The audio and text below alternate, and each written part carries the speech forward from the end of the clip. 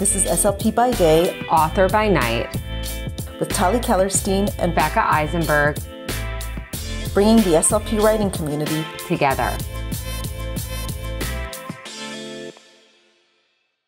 Hi, I'm Tali Kellerstein, pediatric speech-language pathologist and founder of the Speak Boutique. I'm so excited to be co-hosting this podcast, SLP by Day, Author by Night, with my brilliant friend Becca Eisenberg, as we celebrate the stories and voices of SLPs who are changing the game through creativity and connection. You can learn more about my work at thespeakboutique.com. Hi, welcome everybody. We are so happy to welcome Amanda Schomburg to our show. And Amanda is a pediatric speech language pathologist, a public speaker, and a children's book author. She's the founder and owner of Panda Speech Education Consultants, which is a private practice that provides speech, occupational, and physical therapy services to local school districts and family in the Texas Panhandle. Currently, her team serves over 400 students across 4 school districts. In addition to her clinical work, Amanda is a sought-after speaker who travels nationwide, training educators on special education services and workplace boundaries. She's the founder of Panda Speech Publishing, where she has authored and published 8 books, 2 picture storybooks, and 1 picture joke book, selling over 9,000 copies worldwide. She has a passion for writing children's books that spark imagination and promote literacy and communication. Beyond her professional endeavors, Amanda is deeply committed to community service. She's a Special Olympics coach for track and swimming, a kids inclusion coach for softball, and an active board member of Smiles for Speech, a nonprofit organization that provides therapy, resources, and training to underserved communities around the globe. Welcome, Amanda. We're so happy to have you on SLP by Day and Author by Night. Yes, I am so thankful to be here. Thank you for asking me. So we'll jump in. Can you share some of your background as an SLP? What drew you to the field initially? Well, I'm one of those like rare people who knew exactly what they wanted to do in high school and just that was just the end goal. I worked with this special education class at my high school. I was a peer tutor, so I'd go in, one period or I can't even remember, maybe 1 or 2 periods a day and work with the students. One of my students had speech therapy, so I got to, follow along and I was just amazed and I just knew that's what I want to do. So yeah, it's kind of one of those things. And then I had if you follow me on Instagram, I share this story a lot. It took me 4 years to get my master's because I had a baby. So I was 9 months pregnant when I waddled across the stage to get my bachelor's degree. And I was freshly divorced. And so then 2 months later, I started grad school with a 2-month-old. 4 years later, I got my master's degree and I had a 4-year-old. So it was a long journey, but I did it. So if anyone else out there, if you're going through that kind of stuff, you could do it. Amazing. I started out in a nonprofit clinic where it was kind of like an outpatient clinic. And then they started contracting me into schools where I'd fulfill their school contracts. And I started really loving schools. So school therapy is kind of my passion. So my private practice focuses on that right now. When did you switch from public to private, or were you in private right from the start? No, so I've worked in the nonprofit clinic realm for a while. And then in 2015, I made the jump to go to school primarily. Just I had 3 young children. I wanted to have that, schedule that everyone loves about, the school setting. And then in 2021, I left the schools and opened up my private practice. So it's been, I think I'm on my 4th year of doing the private practice and the school contracting. When did you start writing books? So, I opened up a Teachers Pay Teachers store back in like 2012, 13-ish. I can't remember the exact date. I started writing interactive books, kind of like what I have today as fully published board books, but I made them as like print and make books. So I've been doing that since about, 2012, 2013 is probably when I did my first book. And then in 2023 is when I founded my publishing company and started producing the board books, like the real board books. But this concept has been alive in my speech room since 2012. So you were using like laminated versions Yes. initially, and With like, those little rings to bind them, Yeah, So that's yeah, what because I made those too. So how yeah. can I ask you, like, how is it starting your own publishing company? Because I think that, as speech pathologists, that's something that, we definitely don't learn in grad school. So, what was Right. that like as, just starting that? Well, it was a lot of trial and error. I have to learn things myself. So, I know there's all kinds of online courses or you can consult with professionals, but my brain doesn't work that way. I have to dig in and figure it out myself. So it was a long process. I do recommend to other people utilize those services that are out there that help you. But that's just how my brain works. It was a really hard thing to get going. It was a dream of mine. And I was really intimidated by it. I did reach out to publishers years ago, but they just didn't get my concept because my board books have flaps and these like movable pieces. So it was just kind of like whenever I would try to explain it to people, they weren't super excited, or it was just I didn't get good feedback. So I was discouraged for many years. So I have a really good friend. She runs that account, Bilingual Speechy, and she produces stuff. Her and I were talking, and she's like, "You can do this. You can get a board book made. You don't need a publisher. If you really want to do it, you can figure it out." So she really encouraged me. And there is a lot of like a learning curve when it comes to designing book layouts, to storyboarding books, to finding a manufacturer to that does lift a flaps and the movable pieces and the Velcro on the books. There's so many pieces that go into it. But I did. And I will tell you, it took me about 5 different samples from different companies all around the world to find a manufacturer that I loved. Um, and so it was just a long process. Yeah, it's weird now. It's such a normal thing in my mind, all the different steps of publishing. But back then, it was so overwhelming. But I've also done 3 different routes of publishing. So I have fully manufactured board books. I have a book warehouse. I do all the shipping and fulfilling from my little book warehouse behind my house. I also have manufactured everything, and then I've sent my books to Amazon, where Amazon, sells it and ships it for me. And then I also have done the self-publishing print-on-demand services through Barnes and Nobles and Amazon. So I have 3 different things going right now with book publishing, but it's amazing. all under my company. That's incredible. But you start before you did the board books, you had like your picture book came out first, am I right? Or Yeah, so I started with the board books, and okay. those took off so, I mean, beyond what I thought, um, that I started creating more and more board books. But I really wanted to write just a regular, picture storybook. So that was always a dream of mine. So in the middle of all of this board book stuff, like stocking, restocking, creating new ones, I did write the 2 picture storybooks, and I have a third on the way. Amazing. That is incredible. And where does the joke book fit in the sequence? Because I was using your jokes years ago. I've been using them in therapy for ages. So the joke book was such a random thing. It's one of my things my husband's like, you have so many things going on. Why don't you finish one? But that's how I also work. When I get creative, it's like I need to get it out there. So I've been sharing, jokes on Instagram because I use them as a warm up in speech therapy. Jokes naturally have those literacy concepts, literary concepts, like homophones, synonyms, antonyms, the figurative language, idioms, puns that are really great for language therapy or even carry over for articulation, all the things, right? So it's just such a fun way to connect with kids, and I had them write jokes. So I have this like collection of jokes over the years. So I decided I would really like a joke book that a therapist, parent, or teacher could use.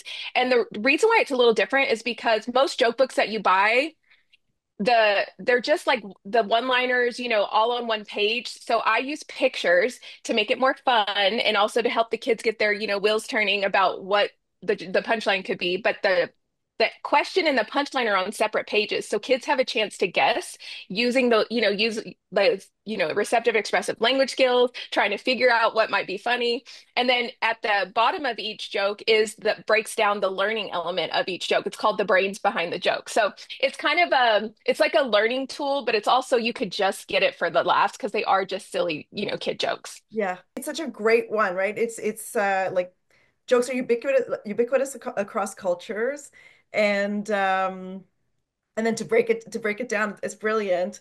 So within the project, you started with the board books. In there, you snuck in two picture books and a joke book. Yes. Well, and that's when I really said I need to have my own publishing company Yeah, because I'm doing so much. My first board book, I didn't even have packing boxes to ship them. I had to yeah, order like these things off Amazon. Like, I was taping like printed off paper, shipping labels. I didn't have that, the nice little yeah, machine or with the stickers. So it was just because I wanted to see if people would love it as much as I did. yeah. And so when it started taking off, I talked to my attorney and my accountant. I'm like, hey, I've got to get this established because it's getting a little out of control. So that's when we established Panda Speech Publishing. Amazing, amazing. Yeah. And how about your illustration process? Like as far as your, let's just say like on your board books, do you have Mhm. one illustrator that you work with, or do you do that on your end? So I do have one illustrator who, so the it was really difficult because illustrators like with like these kind of books, they want to do full spreads. They want to create these beautiful full spread illustrations, which is typical in the publishing world. But with these, I already had the layout and design, and so I had to find an illustrator who would just send me images. So the board books, I storyboarded everything, I laid it out. And so now she's used to me, and she knows each one of my books comes with a book unit, like worksheets, coloring pages, craft, comprehension. So I also need that line art. And some illustrators, they're not used to getting all of these requests from authors, like all of the extra things. So yeah, so I have one, and she is phenomenal. And then my picture storybooks, I've used another illustrator. So I have two that I work with regularly, and then one I work with every once in a while. Amazing. And in terms of finding, was the process similar for finding a publisher as it was for finding an illustrator? So since I published my own, it was very easy for me because I did it all myself. But Illustrator, I used it's called Upwork. I don't know if you're familiar. It is Yeah. a platform where you can find illustrators, you can find story book editors, all different kinds of freelance work.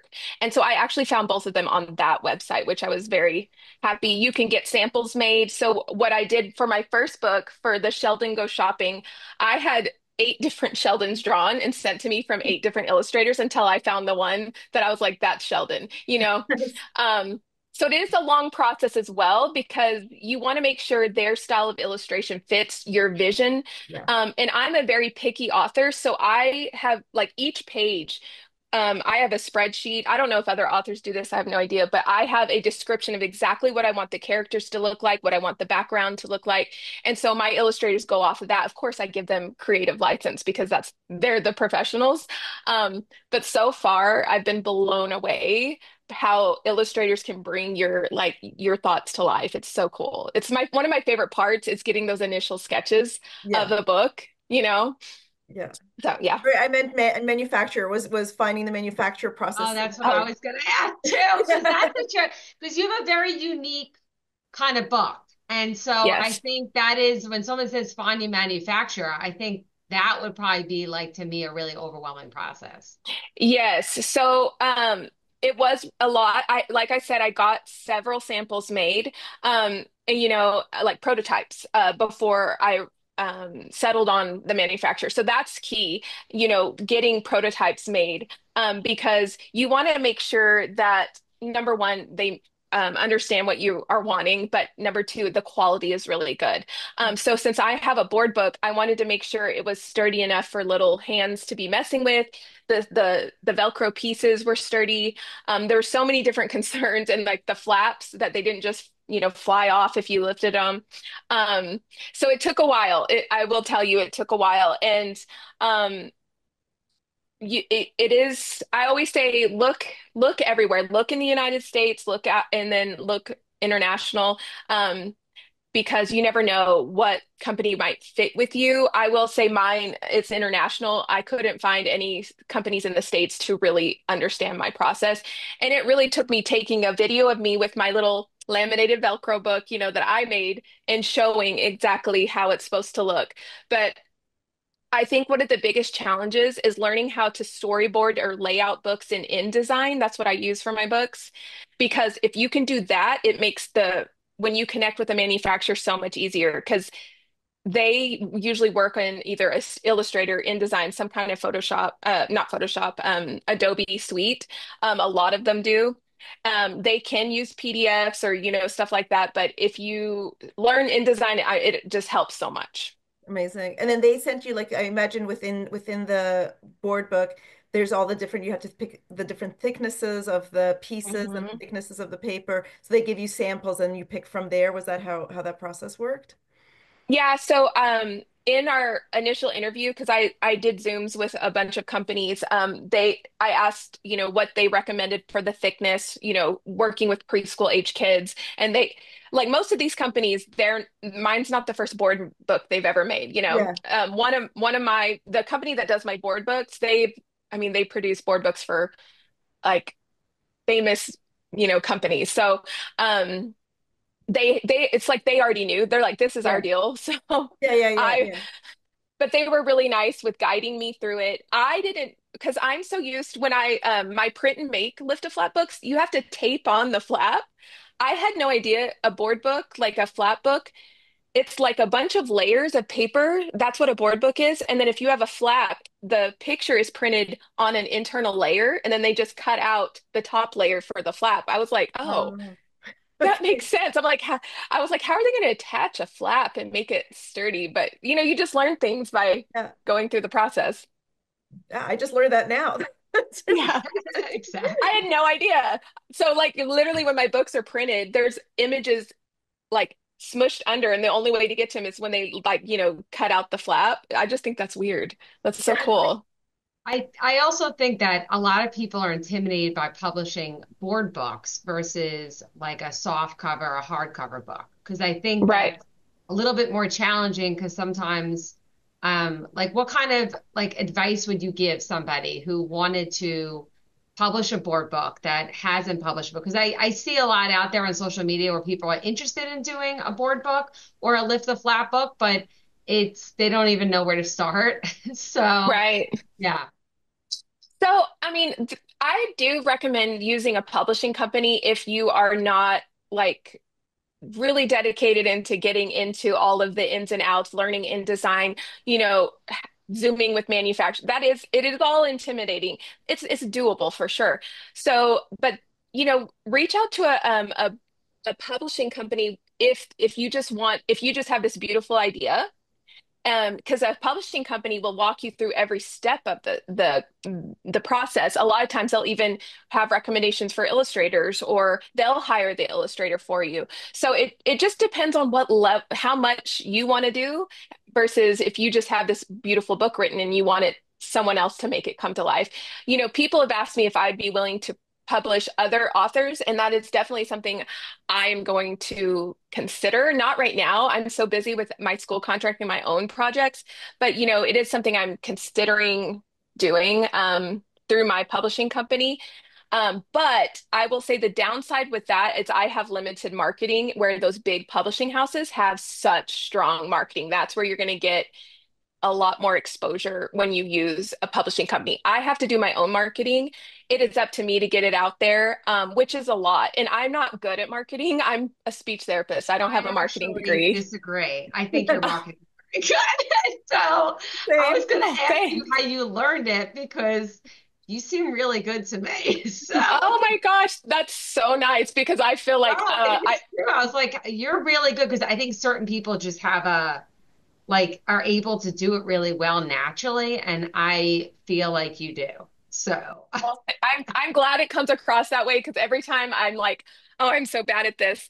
But I will tell you, marketing, okay, because I have a couple other friends who do some publishing products, and they're like, "Well, social media, social media." I'm like, "Listen, social media is it's a thing, and it is a valuable tool, but it's not as valuable as an email list." I Social media is almost like perceived importance. I don't know even know if that makes sense Yeah. because the number of people who follow me is it's not small, but the number of people who actually see my post is minuscule. So it's like I put all this effort into social media, barely a quarter of the people who actually follow me see it. Whereas my email list, I have a high open rate on my email list because I've built it for so many years. People trust me. They know I'm not going to spam them. So I would say if with marketing focus on an email list, building an email list if you have a book, because that is, of course, if you're in it using a publisher, they're naturally going to send all that out for you, which is beautiful. And part of me, which is some days that I did have a publisher who did all that for me, because it is a lot of work. Um, but yeah, so I would say marketing, you get the biggest bang for your buck in an email list. Social media just makes people feel important. It really doesn't get out as much as you think it does. It's such an important message and so hard to kind of wrap your mind around as a person from the outside looking in because the glossiness of social media, right? It's the Hmm. thing that's on the front. Um, Right. for the email platform, is there a one that you like Klaviyo, or I'm not sure if there's one that you recommend that you enjoy? I've used a ton and I've spent tons of money on them in the past, like, the ones that are super expensive, but I've settled on Flowdesk. It is an affordable one. It does everything I need. I don't need complicated email funnels because I don't do that to my list. Like, I'm not trying to like hook you into a bunch of different email Yeah. sequences. There are times where that's important, and that's a huge marketing strategy. Again, I'm not good at. So maybe that's my downfall is that I'm not utilizing all of those fancy things in an email list, but I just don't. I have so much going on. I have, basically I have like three businesses that I'm trying to run simultaneously. So I'm like, what if I can get an email out, I'm doing Yeah, good. that's huge. That's huge. But yeah, I Flowdesk have is oh no, yeah. I just have a question about the email. Like, what do you have like a certain template that you normally follow and you just like kind of fill in like more up to date stuff, or is there a suggestion that you give other people who may be starting an email list? Yeah, so I just sent out my because my newest board book launched today, which is kind of fun that I'm Oh, doing a book Congratulations. podcast. Thank you. Thank you. It's so adorable. It's so, I just love it. Of course, I say that about every single one. But so my emails are simple. So if you're on my email list, you'll see it today. It's like, usually just the text, maybe one picture, and then I have like, like maybe some like if I have a discount code for a company that I'm working with, I might put it at the bottom, but it's like very simple. And I do duplicate and then I change it. Like I am like it is not a complicated process for me. And I don't really like getting emails that are super long with a bunch of pictures or videos because first of all, it may not load. I might be on my phone. It's going to look weird. So I try to keep it simple, which I think most people appreciate. Now, Flowdesk has those templates built in, but there's some of them are so busy. I feel like people are not going to want to deal with all that busyness. So mine's usually text, picture, link. We're good to go. I love that. And it also makes it so doable. Like it's just so unintimidating for somebody who's just starting Right. to see like it doesn't have to be perfect as the enemy of done. It just has to be done Yeah. and not overly complicated. I love that. And you're right. I'm personally much more likely um to open an email that's not going to require a ton of work on my part of Right. reading Yes. down and sifting through and it just gives me what need to know and I can go on. Um, Right. so congratulations on launching the new book. We want to see it if it's just brand new. Yeah, can you Yes. show it So to us? I can. It's called Remy's Ride to the Zoo. So Amazing. this little girl is wants to go to the zoo because her favorite animal is a parrot. So the unique thing about this one, I don't know if y'all have seen my other board books, but the flaps, she's so excited. So she keeps looking out the car window to see if they're there yet. So the flap is actually the car window. And so when Beautiful. you know how kids are always saying, "Are we there yet?" So Yeah, you yeah. open the window and is this the zoo? No, it's the park. So you're learning about the community places. So there's a school, a park, a grocery store, a library, a gas station, a hospital, a fire station. So it's all about community places. And then on the next page, it tells you about the place. Sorry, my light is kind of making it. No, no, it's So perfect. it's really adorable. And of course, at the end, she does get to make it to the zoo, and she's super excited about the zoo. So yeah, and another thing that's different about this book is my sentence strip. So a lot of my books, they're looking for something in the book. So it's I found a or I see a.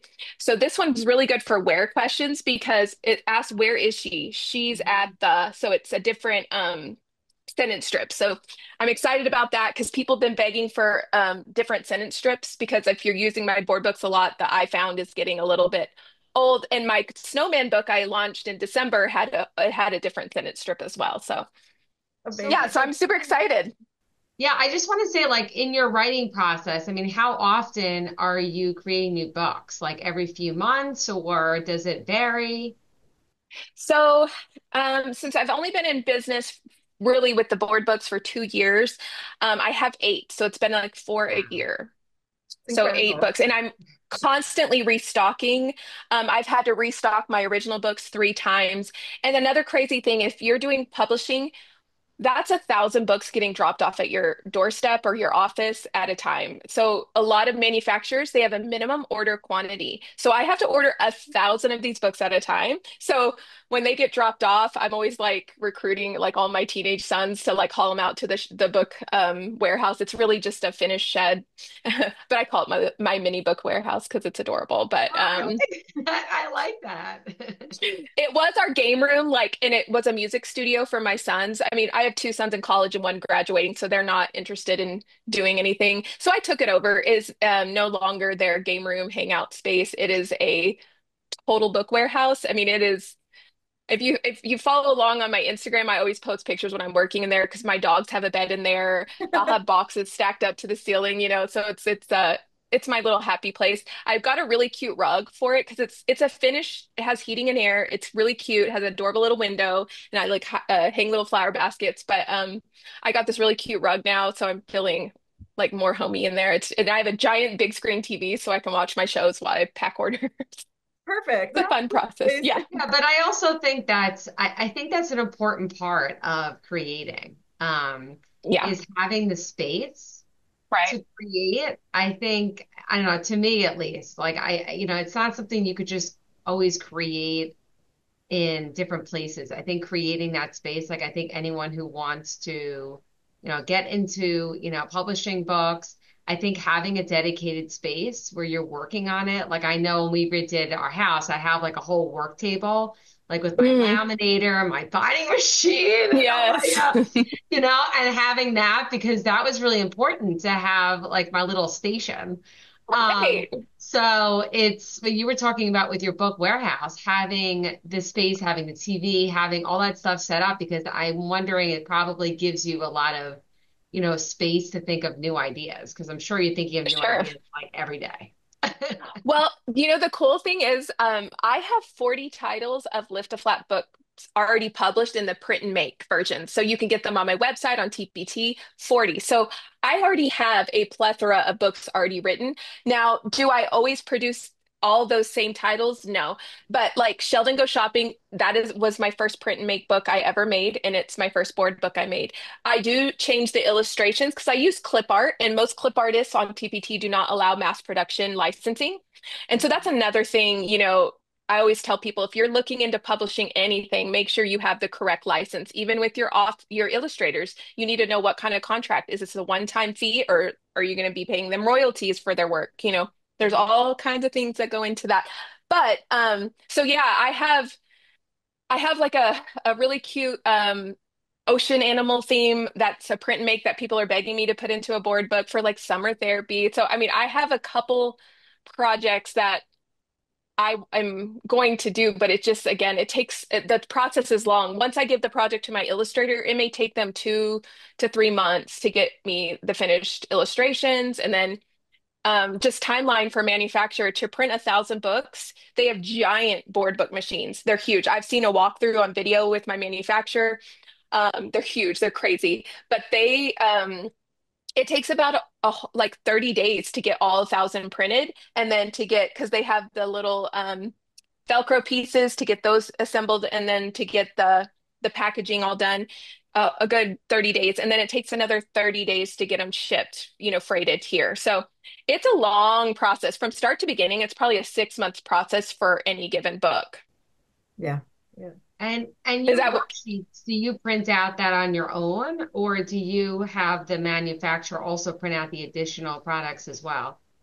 So there's a link on the back of the book, and then I don't print them. So the Oh, customer, prints them as on demand. And like my storybooks on the back page, there's a link, because even my regular picture books have a whole book unit to use.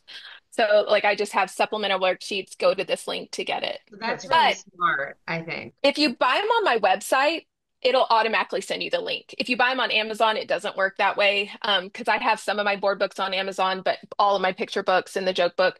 But if you buy them from my website, it's like I programmed it to automatically send you the link while you're waiting for your book to arrive. Oh, that's great. That's really great. Yeah. Yeah. Then what does your clinical life look like? It is hard to imagine with all of this going on with publishing. Yeah. You're also running a clinical company. So it's right now, I'm mostly supervising SLPAs, and I'm doing case management. So I write about 227 IUPs this year.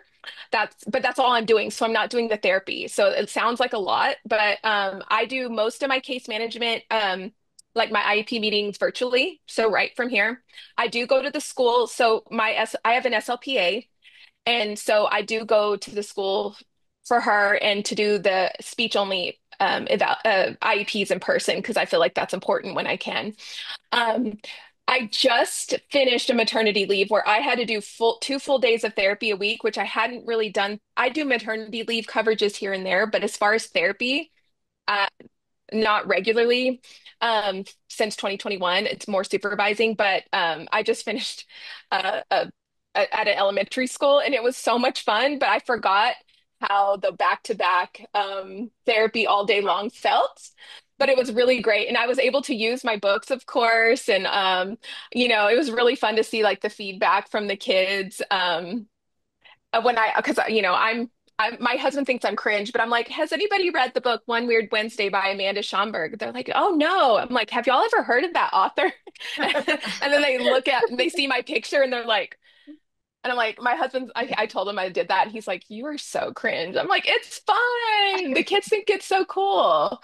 Oh, and so the kids wanted to check out my book from the library after we read it. So I donated several copies to the library so they could check it out. And it's just fun to connect with the kids, get their feedback. I had them tell me their honest opinion, and I had one kid say, I didn't like it. There wasn't one good thing about it. I was like, you know what? That's okay. It's not for everybody. I might not post that review online though, but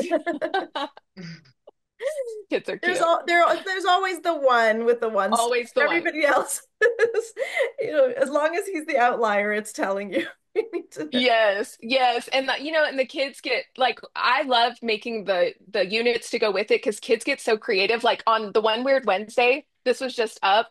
I'm gonna cover up the name, but they got to write their own One Weird Wednesday book. So all of the wacky things that they could think of. And so this kid just drew the cutest one. I just did this last week, so it's right on my desk. And so just watching that creative process, and then the book and connect it to themselves, is just, it's fun. It's why literacy therapy is so great in speech therapy. It's also such a great role model for the kids, that they know an author, and if any of them dream of ever becoming an author, it might be your therapy session that sparked Maybe. future author down the road. Right. So do you follow the same format as far as like creating those additional resources for your books? Like as far as for each board book, like what's that process? Because I think that's a really wonderful resource for people to be able to have those. And I think also like working in schools to have Hmm. everything right there available to be able Right. to use is very, very helpful because I know a lot of, as speech pathologists, we don't have a ton of time to prepare. Right. Yes. So to have all that stuff just all ready to go is, very helpful.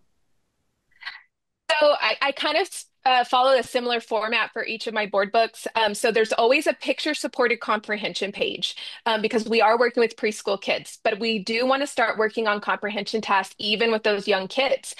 So each one, like it'll say, what was he looking for? A grasshopper, a ladybug, but it'll have the pictures. And I use the illustrations from the book. That's why I asked the illustrator to send me that line art. And then I also have a cut and paste craft. So for like Jacob's bug collection, he's collecting the bugs in the jar. Well, the craft would be the jar with the bugs to glue, cut and paste. It also comes with like a full color manipulative, so a full color jar, full color jugs to use, jugs, full color bugs to put in the jar if you want to print and laminate those.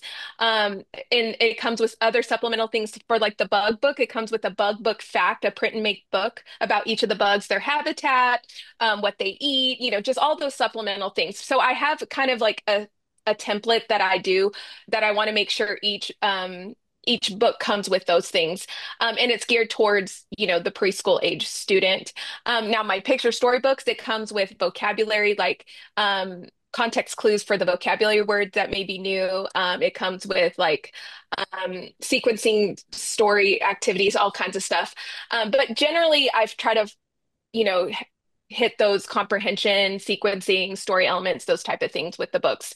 And then I forgot to mention my board books. I found a felt manufacturer because I had these felt toys that were food, and I was like, how cool it would be if each of my books came with a felt toy companion. And so I found a felt company to make using my illustrations, make felt toy companions. So Sheldon Go Shopping, I have a felt shopping cart with felt food that you put in the shopping cart. So I sell Right. those now. So that's a whole other thing. Now I'm manufacturing felt toys. It's crazy, but um, it makes it just so much more interactive. And I make the printable manipulatives that you can print in color, Velcro, but just having that soft felt is so nice, and the kids like it as well. So yeah, so each one of my books comes with that. The Remy, this book, the felt set is going to be a map, and you're going to have Oh, each wow. place she goes to.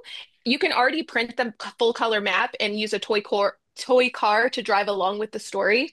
But I want to felt like where you can fold it out and use a toy car as you're going through the story. You can drive to the hospital, the school, just like her.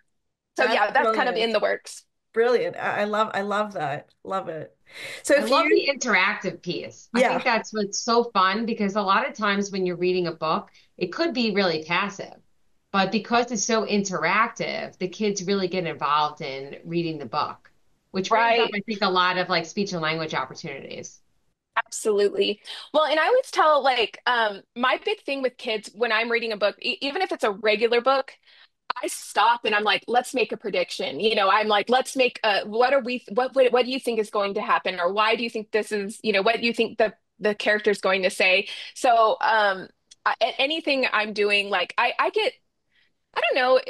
My personality, I have over 900 TPT products because I get bored doing the same therapy activity. So I just creating Yeah, new and yeah, fun me things. too, It's, actually. Me too. That's what I it's, do. I always yeah. make stuff because I get bored of using the same stuff. Yeah. Like I'm sick of, yeah, the same activity. So with books, like I make it, of course, you're doing the voices, you're stopping, we're making predictions and but with the interactive piece, yeah, like they get to, make the sentence strip. They're lifting the flaps, saying yes or no. Um there's just so much going on. And then when you use the felt sets or the manipulatives that come with it for free, it just adds another piece. Like I have a read and color page. So for littler ones who can't do the cut and paste, or maybe the attention span's not there for that. It's just a page that says read in color, and you color the item as you find them in the book, or dot them with a bingo dotter. There's so many different options depending on each kid. So Amazing. And just I also want to comment that your books are also like very affordable. Oh, I'm That's also glad. what I want to say because I think, sometimes with board books, they could be Yeah. very expensive to publish. And I think the Velcro Oh, also is yeah. expensive. And I just what I found when I went to your website is that you just it's very affordable for people, which I think makes it really much more accessible. Because when something's so expensive, we just can't purchase those things, right? Right. So I just also wanted to comment on that. And like, I mean, it's pretty amazing how you kept it so affordable for people. Yeah, and that was again doing my, research with each of these companies, I would get quotes.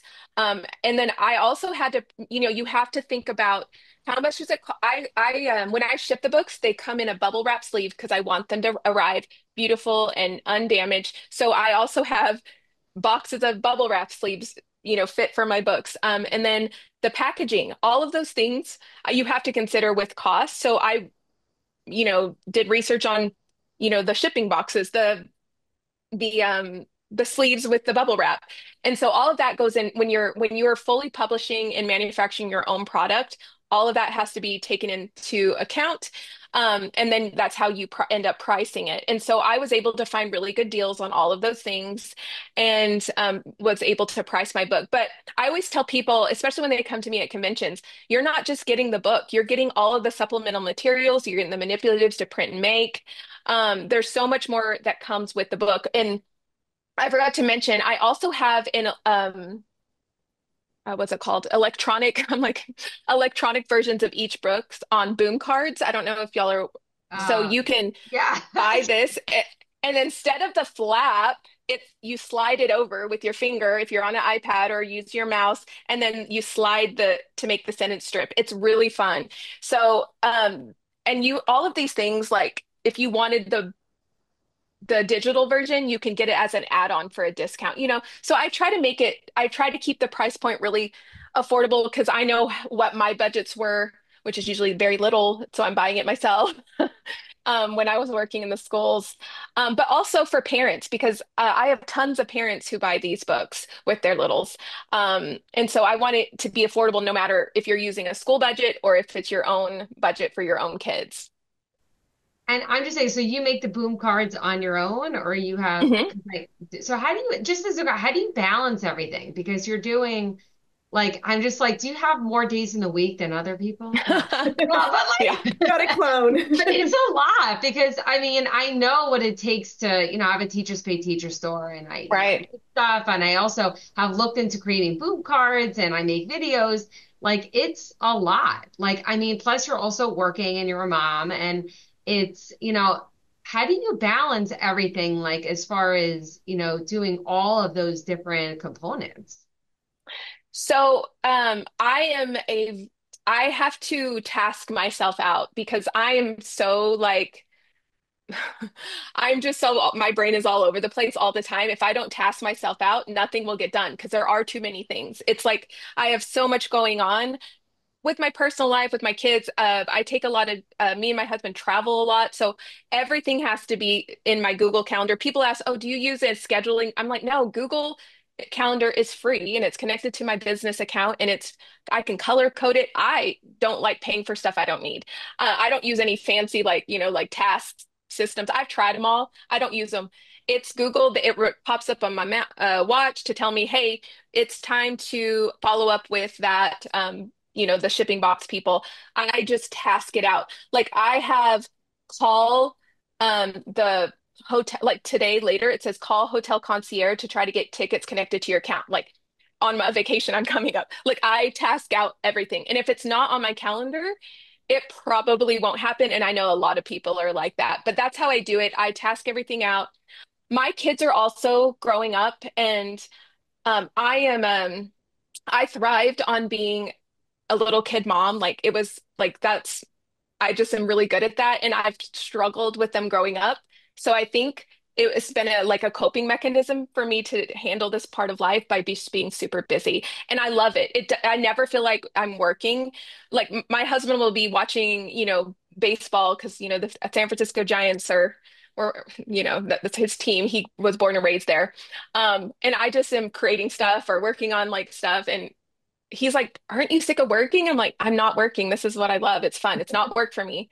And I don't like sports. So we can be together and you could be watching sports and I can be creating a beautiful little children's book. It's a win-win. Right. Mine Yeah, it's is fun. more profitable for our family, my hobby, but that's okay.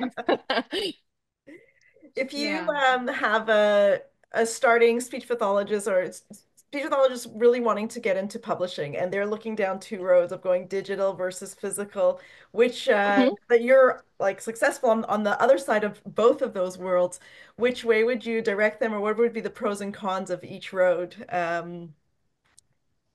So are you talking about like a digital as in like a more TPT, like TPT, print and yeah, make? yeah, TPT versus traditional versus I would say if you already if your passion is writing this book and getting it out there, I would say try to get it published because TPT is great, but um, it is there's so many resources on there. So it's going to be really hard to get yours to stand out on TPT, to be honest. There's so many people on TPT now, which is great. I mean, there's so many options.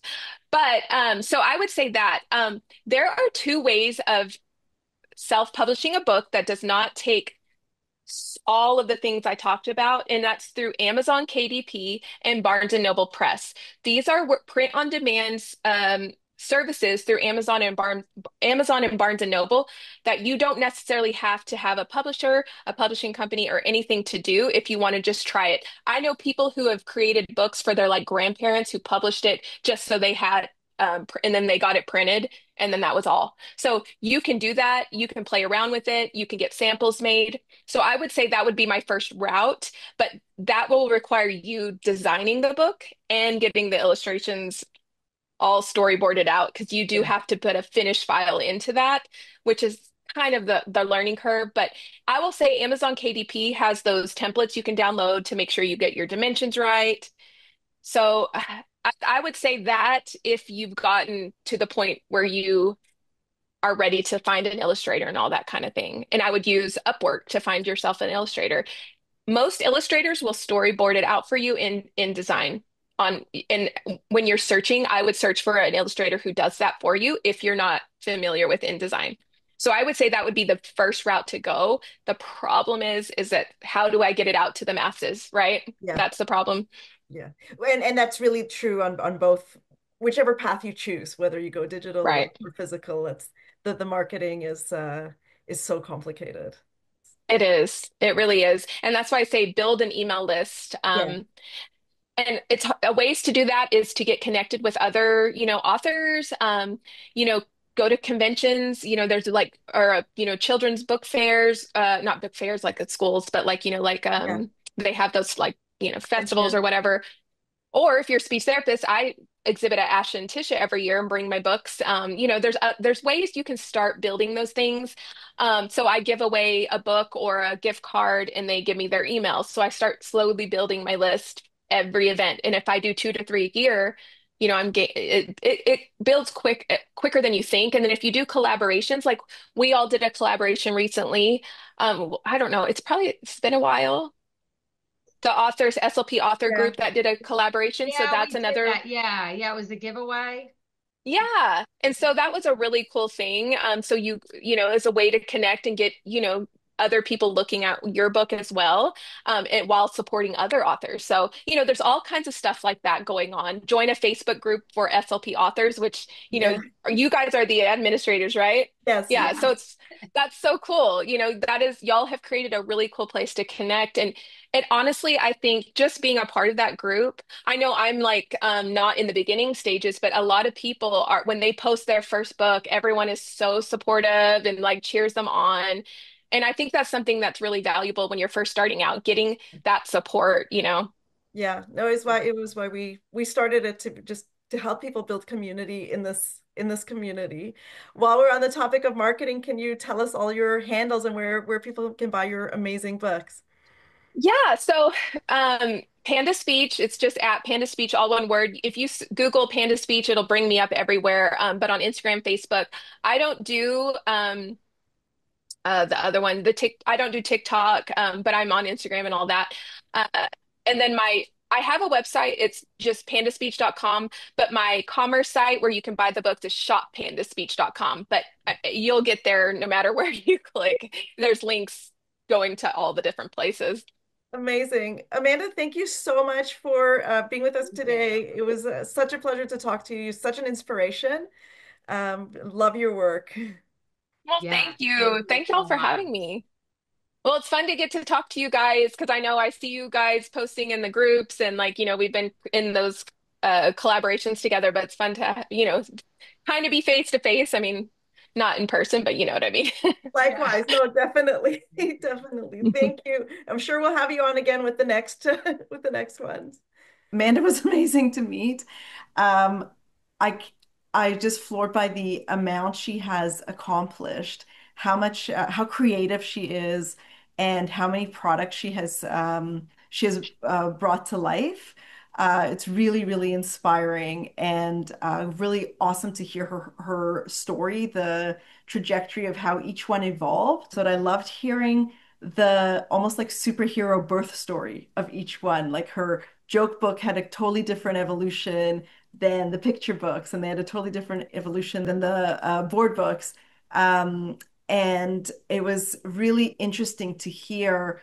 And she's so creative, kind of how each of those, how the idea was sparked, and then how they evolved and came to fruition.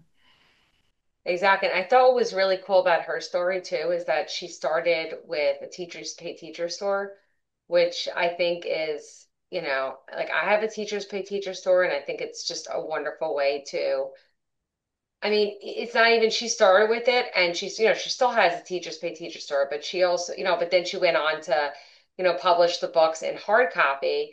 But for other people to know about at their teachers pay teachers is another wonderful way to kind of be creative and get your resources out.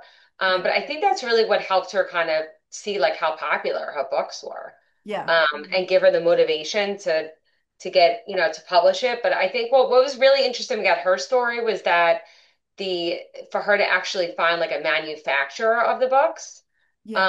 that she didn't do print on demand, that she went and she had to do a lot of different pieces, and her board books are very different than any other board books because they have the Velcro and the little pieces. So I think the way that she went about it was really interesting and helpful for other people to learn that if you want something done, then you just make sure you do your research. And she really spent a lot of research. She talks a lot about not only getting the book manufactured, but also just the shipping and the cost and thinking about all that because, it's not just the cost of the book. Illustrator.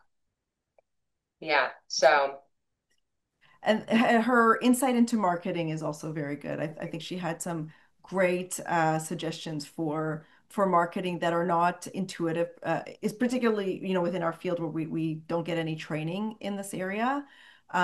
She's really a wonderful source of knowledge and from great experience. She was a lot of fun to talk to. yeah, like the email lists are definitely something that she talked about a lot. And I think that's another thing for some people it works, other people maybe not, but I think for her it's a really powerful thing. Well, I And loved that she walked through how to make that email list doable for your everyday person, and it's really, really great insight. My dad, who's in business for a long time, an entrepreneur, and mentors me. When I told him about that episode, he's like, "You see, I've always been telling you about the magic of an email list." But the way Amanda described it made it very doable. So I think people really get a lot out of that episode. This is SLP by Day, author by night, with Tali Kellerstein and Becca Eisenberg bringing the SLP writing community together.